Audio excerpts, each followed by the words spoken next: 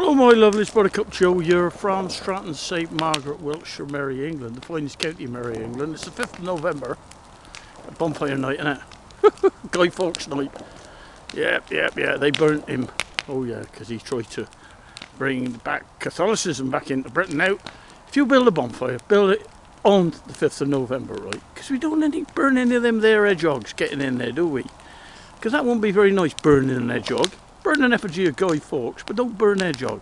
So always remember, beware that there might be hedgehogs in there, and check it and build it late in the day. And then you have a good bonfire night when you let off your fireworks and do whatever you like, get drunk. And I'm gonna, but keep those hedgehogs safe. Cheers then my lovelies. Have a great night.